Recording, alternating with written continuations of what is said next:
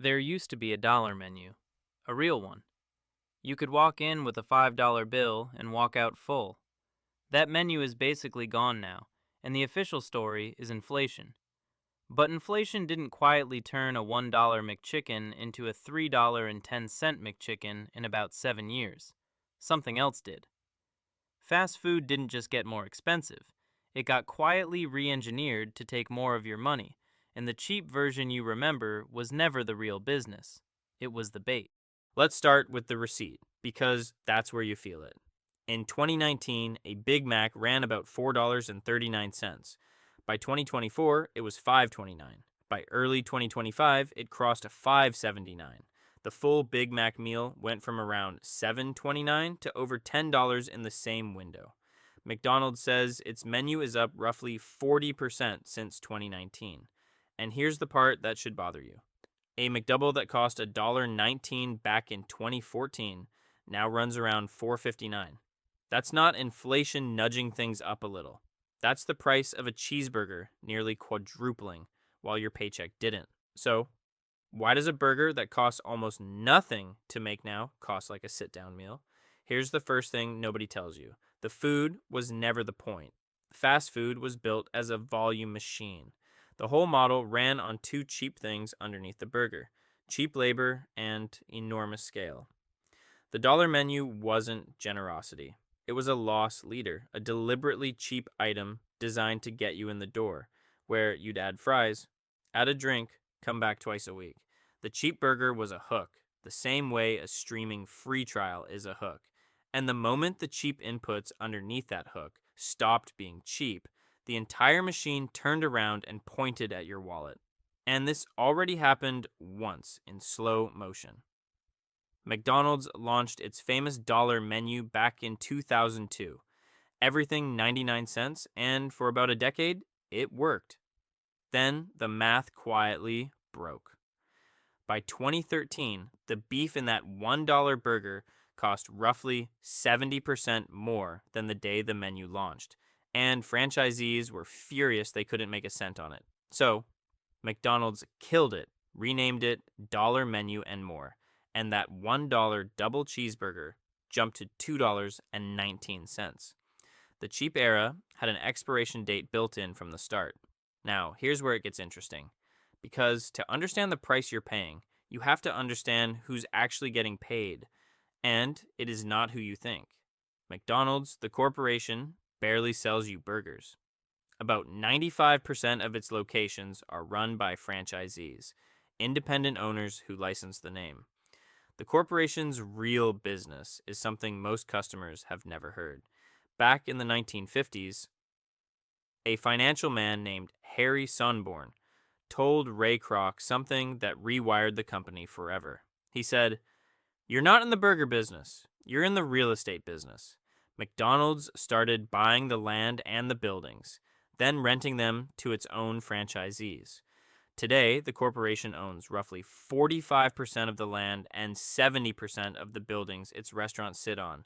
It is, quietly, one of the largest real estate empires on earth. And here is the mechanism that explains your receipt.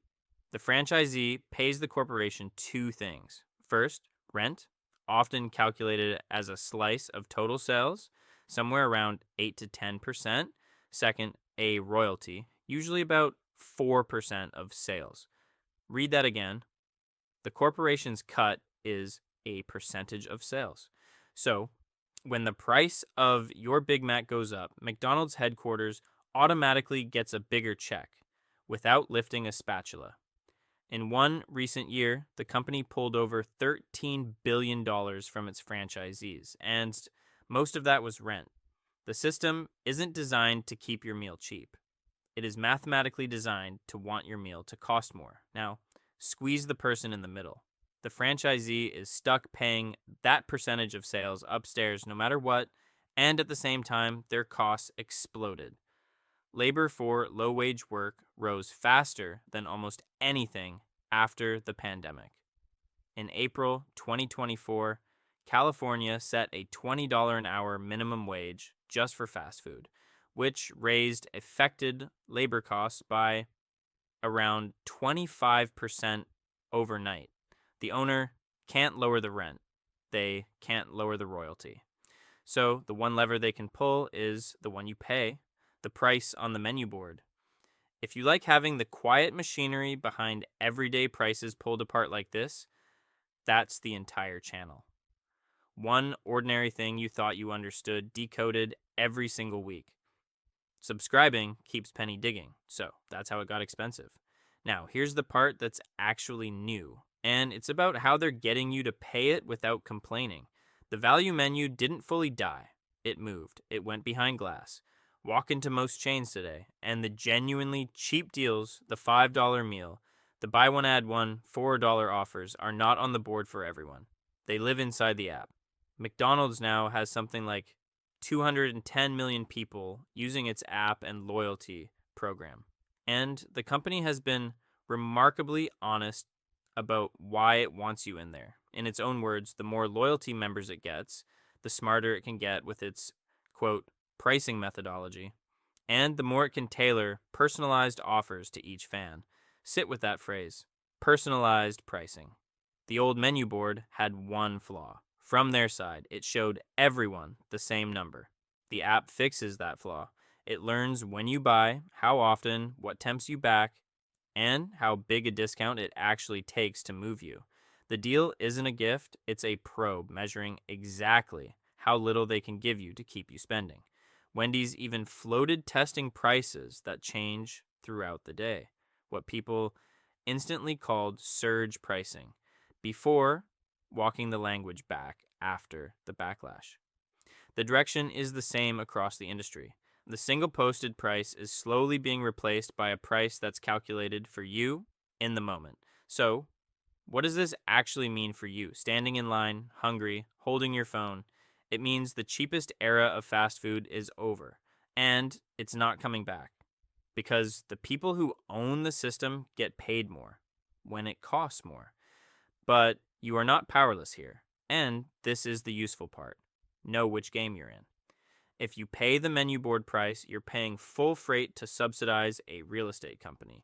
If you use the app, you'll usually pay less, but you're paying partly in data, in a detailed map of your habits that's used to find your exact price. Neither is evil, but you should choose it on purpose. Use the app deal, then close the app. Treat the personalized offer as a coupon, not a relationship. And remember the oldest trick in the building. The value item exists to sell you the four things around it. Buy the cheap thing if you want the cheap thing. The fries are where they win. Here's the one line to carry out the door. Fast food didn't get expensive because the burger got better. It got expensive because the burger was never the business. You were renting a seat in a real estate empire the whole time, and now the rent is just easier to see. The next time a screen offers you a deal that feels weirdly perfectly tempting, you'll know it isn't luck.